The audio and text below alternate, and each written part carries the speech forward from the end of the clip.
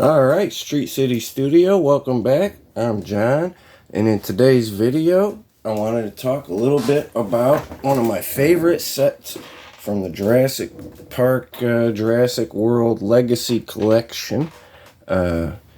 Specifically, this vehicle set that came with Roland Tembo. So let me turn this flash off here and get him out of there, so we can look at the subject of the video. Alright. Right in here. Take a look. Now, when I first saw this on the shelf, I was super excited. I'm a big fan of Roland Tembo, and this vehicle specifically is pretty sweet. But I'm a big fan of Roland Tembo specifically. Just his whole attitude, his whole personality when they first introduced him and he just wanted to hunt the T-Rex. He didn't want money for payment. He just wanted to hunt the T-Rex. I thought that was pretty awesome. But when I got him, one of the first things I noticed was he couldn't hold a gun well. So I had to correct that. And basically I just had an extra Ian Malcolm laying around. Used his extra bare arms because they had matching watches, basically. Right? They both had the watch on the right arm, or left arm, the correct arm. Right? But that gave him a big wrist upgrade there, so that's what I did, so that he could hold a gun. And the next thing it needed, really, was his double barrel, that long double barrel, because he didn't come with any gun, let alone a good gun. But for the price point, I kind of get it, and that's kind of what I want to talk about too a little bit, right? For anybody following the channel, or if you don't follow the channel, is your first time watching, I collect a lot of Star Wars figures, right? And they're kind of one of the front runners in 3 3/4 these days, right? Let's get right over here.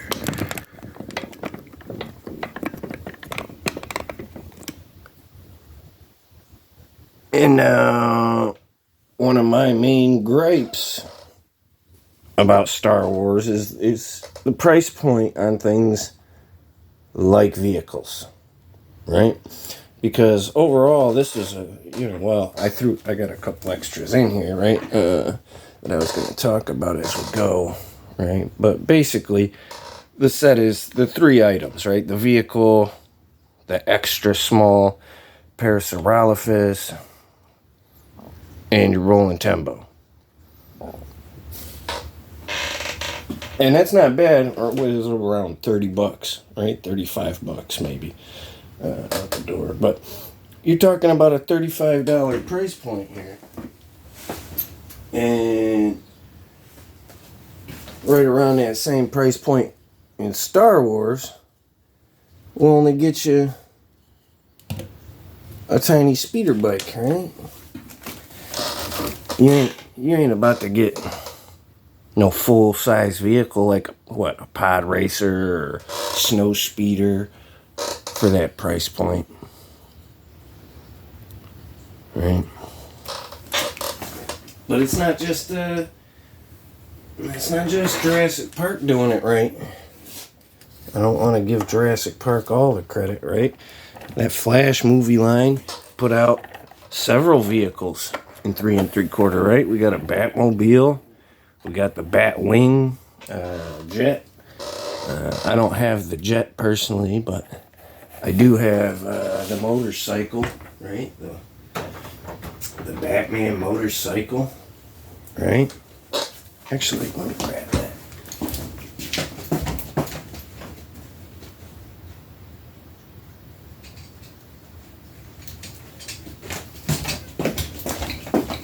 Sorry about that. But that's another good example, right? That vehicle came with 2 figures, Batman and the Flash. Right?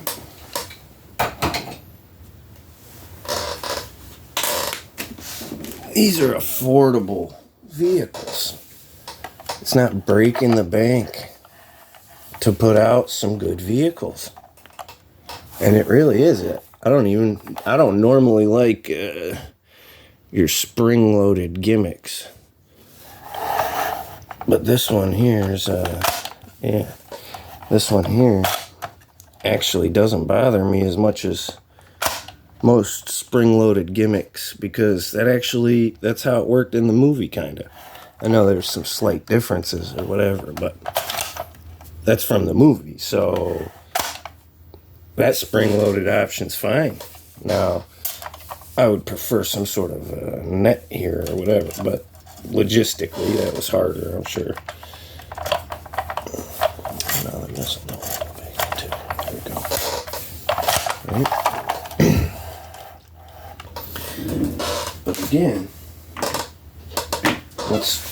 what's Star Wars really giving us around that price point? Nothing of that size. And even the Batmobile is a good example too. You want to go cheap? And I understand maybe Vintage Collection doesn't want to go cheap, but for anybody that has some of these vehicles, you know, like the plastic on this is a little thinner than something like this, or even this. This is sturdy. This one's a little less so. Feels a little more like paper thin, just to save the company a buck in plastic. But sometimes that's okay, because the price point on that Batmobile was fine. And the cockpit opens, right? What else does it need, really? It could be a little bigger, maybe. I know people said it was a little too small, and it is. But again, that's to keep the price down. Right? The bigger you go, the more expensive it's going to get.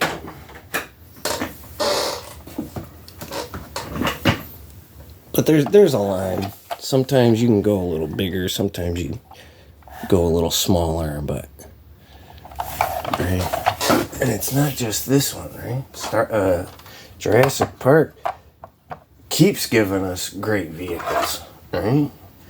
I don't even have them all. I just got the ones that I really needed so far. There's a couple more I plan on getting eventually, but can only keep up with so many toy lines at the same time too. But I think Star Wars is kind of behind, or not behind, but the vehicles they do put out, right? They're super expensive, or it's the bare minimum, right?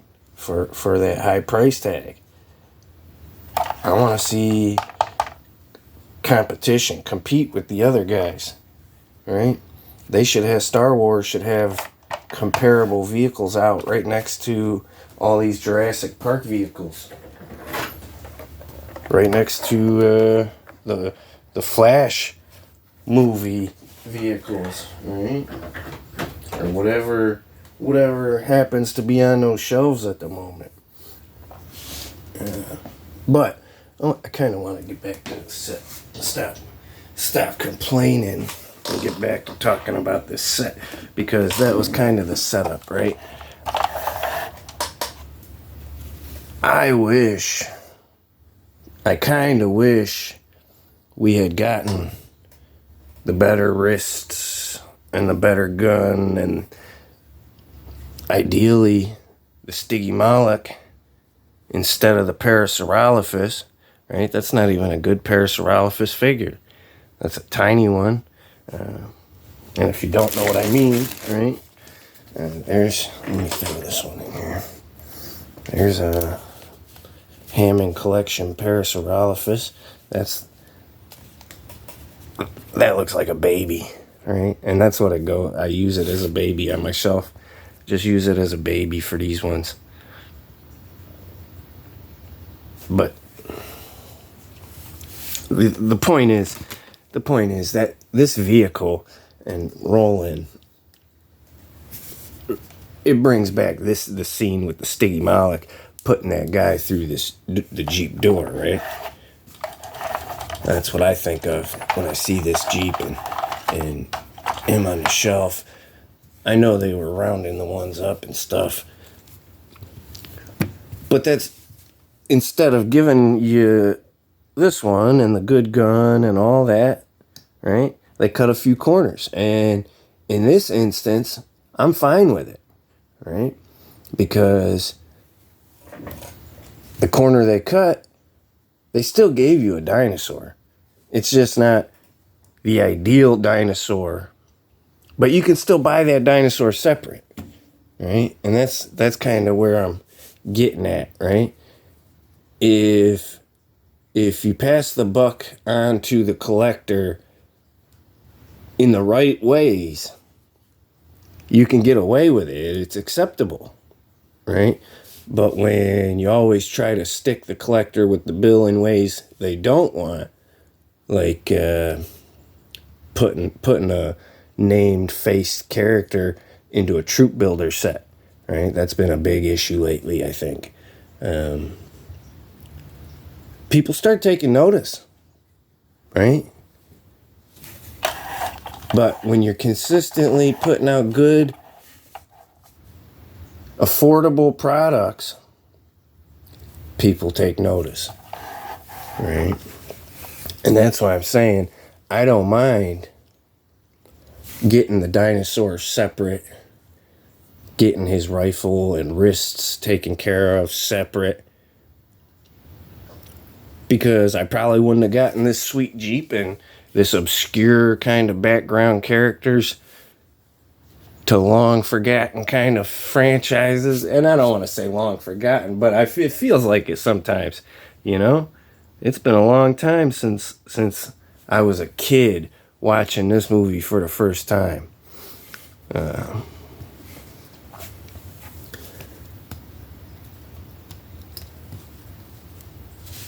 But definitely,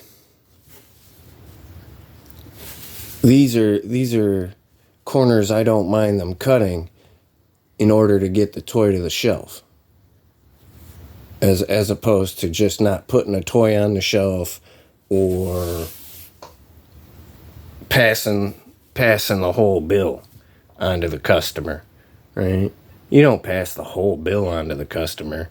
The customer's the one paying the bill ultimately in the end anyways, right? If there's no customers, there's no product. But if you've got happy customers, you got sales, right? I don't know. I'm not a salesman, but I didn't mind shopping around to find a gun. And actually, a friend gave me this gun. But I had planned on finding him a gun. And ultimately, that's how it came about. Right? I didn't mind finding him some better forearms than these. It wasn't that hard. And it came from the same toy line, right? Which was marked down on clearance just for a couple bucks. I think it was $8 a figure or something. I don't mind paying $8 for a figure, right? Even the Sticky Mullet, he wasn't much, 15 or whatever.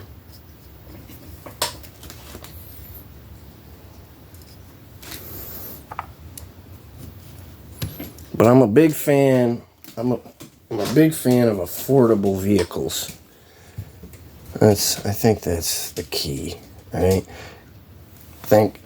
I do have the big Millennium Falcon, the Legacy Collection Millennium Falcon, but that's the biggest thing I own. I don't have a sail barge. I don't have a Razor Crests. None of that, you know.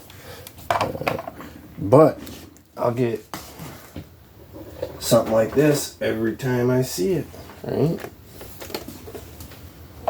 Every time I've got the extra money and I can afford it, I'm gonna, oh yeah, I'll pick that up. 18 van up, no problem. That Bat Cycle, oh yeah, I'm gonna pick that Bat Cycle up every time. But not if it's ridiculous, right?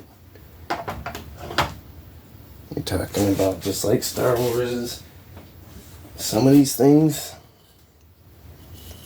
are getting outrageous. You can definitely compare. Now, I don't want to say that this Bat Cycle is comparable. There should be some price difference because there's a lot of attention to detail, right? These back flaps open and move, right? The satchel's removable, right? Let me get him off of here real quick, right? The handlebars pivot I guess if you break them out of that hole, but this pivots, right? It's got the stand that you can put on any of the posts, right? Moves around. You can set it at different heights. So I don't want to say that the Bat Cycle's comparable to all that. It doesn't have all that functionality. But it's a little bigger. It's got equal amount of surface detail at least. Right? It does have the functioning wheels. I kind of wish them flaps and bullet shields would fold up. But I'm just saying, other companies are even Fortnite. I don't have any Fortnite vehicles to show, right? But I know they're doing it. They're putting out all kinds of cars and buses. And especially that bus is a great example, right? If Star Wars was releasing something like that, it'd easily be $200. Right? I don't want to pay $200 for something that size. 50, 60, 70, maybe 80, maybe 200? No. Come on. And if you do want to charge $200, you better make sure it has all the bells and whistles, right? Not just one opening door and one flashing light or whatever. Whatever. If you're gonna pack the price tag out, you better pack the box out. Pack the toy out. All the bells and whistles. Right? If this set wanted to charge those vintage collection Razor Crest kind of prices, it would have. I wouldn't have bought it without the Sticky Moloch and the better gun and the better wrists, right? But because it was a lower price point, I'm happy to take care of that myself. Get it on my shelf and then take care of some of those things later as I find them problematic, right? Leave him on my shelf like this until it bugs me, right? If it starts to bug me, then I'll start thinking about taking care of it, right? Maybe after a couple weeks or months or whatever it may be, once I decide, well, okay, I can't look at that Parasaurolophus no more. So I'll eventually get the Sticky Moloch and stick him up there, right? Give him the wrong gun for 2 weeks, 3 weeks until I get him the right one. Right? Whatever it is. Right? His hat. I can't remove his hat. I'm a big fan of removable hats. But it was cheap. What do I expect? And the hat, I'm not even going to... I could probably try and like 3D print something, or there's options, there's things I could do, but because of that price point, and I'm just happy to have him on my shelf, set up with his little gun, and just look at him, you know? I really am happy with those wrists. It made such a difference that he can hold a gun out like he's aiming it. Those stiff wrists, those were so bad for a character like him that's supposed to be looking down the barrel of a gun.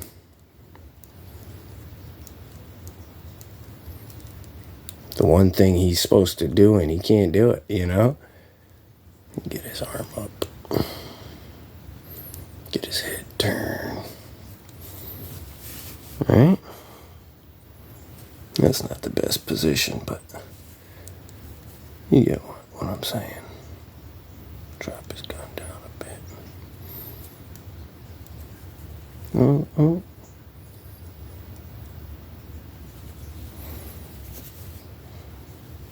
It makes a big difference to me. Like I said, if I gotta pay that extra, I want all the bells and whistles. But if I don't have to pay extra, I'll add them bells and whistles myself. You know? Get this door open. Right? Even this A-Team van, I think I got this thing on clearance though. I don't know if I should count clearances. But still, I mean, it's not... I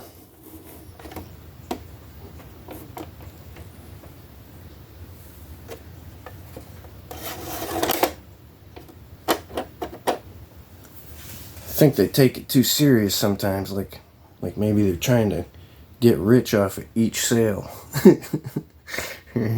If one person buys this spaceship, we'll be rich. Alright, I'm just being a little silly now, though. I'm probably taking it too far. I'm gonna call it good. I appreciate you guys hanging out with me, though. Keep playing with them toys. I'll talk to you again real soon.